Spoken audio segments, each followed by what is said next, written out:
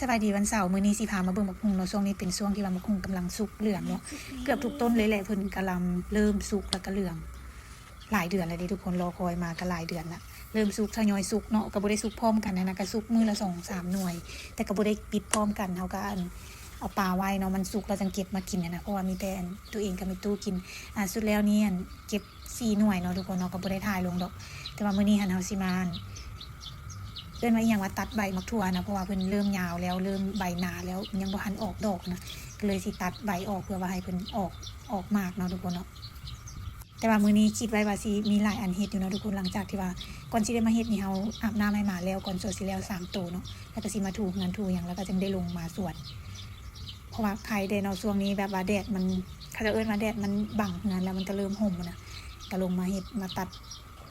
ใบมักถั่วคันบ่ตัดนะมันสิบ่ออกมาเลยทุกคนมันสิเป็นแบบเขาจะเอิ้นว่าอย่างใบมันสิเป็นแยงธาตุอาหารนะใบมันหลายคนเราก็ต้องได้ตัดออกเนาะเพราะว่าจะเป็นมะเขืออย่างก็ตามเราต้องได้ตัดใบทิ้งงามเลยทุกคนแต่ว่าเขาปลูกอยู่หน้าบ้านนี่เป็นดินทรายเลยบ่ได้เฮ็ดคูเฮ็ดอีหยังดอกทุกคนเพราะว่าเฮาเลิกเวียกมาค่ำแล้วก็มาขุดแล้วก็เอาเม็ดมันฝังนะมันก็เลยแบบเกิดแล้วก็เลยได้มาแปลงนานน้อยนึงเนาะมันก็งามตามว่าแต่ว่าเป็นดินทรายมันก็ยังงามคิดว่าเพิ่นสิบ่งามเนาะก็ใส่ปูนขี้ไก่2เทื่อแล้วเนาะเพราะว่าอีกอาทิตย์หน้าก็จะสิมาส่งขี้ไก่แล้วก็สิมาใส่แล้วเพิ่นก็สิน่าจะออกมากแล้วเนาะทุกคนเนาะเพราะว่าปลูกไว้กินก็สิปลูกไว้คู่เดียวนี่ก็ปกติแล้วมันก็เหลือกินนะทุกคนก็กินบ่ทันพุ่นแหละเพราะว่ามักถั่วมันจะออกหลา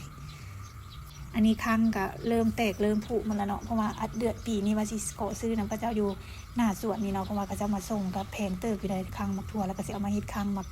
กว่าสิปลูกหมักเนี่ยก็มักมะละขี้นกนะมักไส้นะทุกคนก็เลยเสียนปลูกมักโมเลยเนาะก็สิไปซื้อน้ำเพิ่นจาก2มักนึงแต่บ่แน่ใจว่าเพิ่นสิแบ่งให้บ่เนาะก็ลองเบิ่งแต่ว่ายังบ่ได้ย่างลงไปสวนมันก็จะปลูกอย่างแดนนะอยากได้ไม้ค้างมักถั่วแต่ว่าปีนี้เขาสิซื้อฝุ่นไว้ให้มันพอเป็นปีเลยเนาะเพราะว่าเขาสั่งฝุ่นขี้ไก่มา20 เป่าแล้วก็สิสั่งขี้งัว20 เป่าขี้แกบ10 เป่าแล้วก็น่าจะพอละปีนี้เนาะทุกคนเนาะเพราะว่าปีกายนี่เป็นบุญเฮียนเพราะว่ายามฝนนี่มันจะสั่งซื้อขี้งัวบ่ได้นะเวลาเขาปลูกเพราะว่าเขาได้ปลูกกินเป็นประจำเนาะเพราะว่ามันต้องมีฝุ่นใส่ตลอดนะเพราะว่าเขาบ่ได้หดปุ๋ยหดยาดิปีนี้ก็เลยสิกะเกี่ยมไว้ข้ามเป็นไปได้เนาะถ้าว่ามีบอนซื้อเฟืองก็สิซื้อเฟืองไว้จากเฟืองที่เขาเจ้าอัดนะจาก10 ก้อนปลาไว้เนาะทุกคนเนาะเพราะว่าเอาไว้ปลูกนานพักถ้าเขามีไว้อยู่ในบ้านมันก็สะดวกสำหรับเขาแล้วเวลาเขาสิปลูกยามใดมันก็สบาย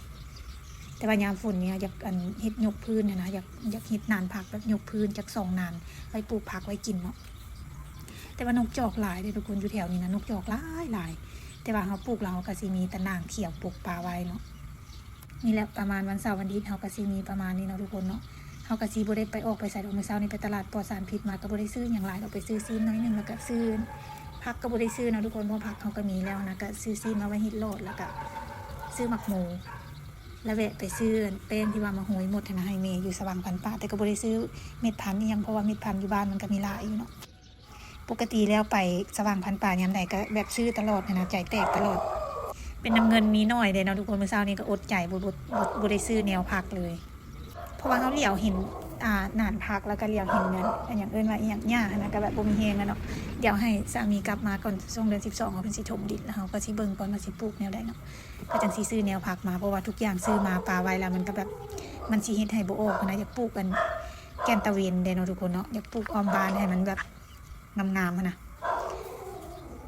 อันนี้แหละออมบานเขาก็สิมีประมาณนี้แหละบักฮุงก็เริ่มสุกเหลืองจังซี่แหละทุกคนเพราะว่าบางครั้งนั้นก็หลายเติบอยู่ในบักฮุงเขามันมีหลายต้นเนาะหลังบ้านนะมันจะเป็นบักฮุงแบบว่าเฮาหดมันเกิดอยู่ในน้ำผักบงขนาดแบบเฮาหดน้ำผักบงหลายน้ำหลายแล้วมันจะเฮ็ดให้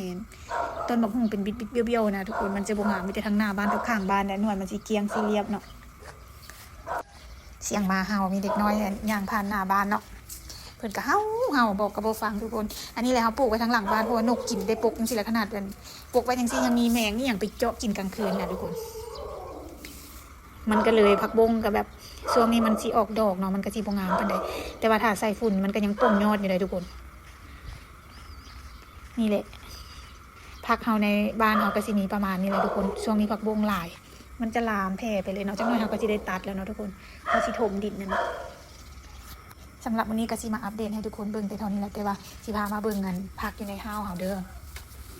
อันนี้ก็สิเป็นผักซีอันนี้ก็สิเป็นผักปังแล้วก็เป็นผักห่มผักกาดซ้อมนั่นแหละแต่ว่า มันสิเป็นอ้วๆนะเพราะว่ามันใหญ่แล้วเฮาสิเอาไปบ่งบ่ได้แล้วสิลกไปกันส้มเนาะสำหรับคลิปนี้ก็สิมีเท่านี้เด้อทุกคนขอบใจทุกคนที่เข้ามาเบิ่งให้เนาะบ๊ายบายพบกันใหม่ในคลิปหน้าเด้อทุกคน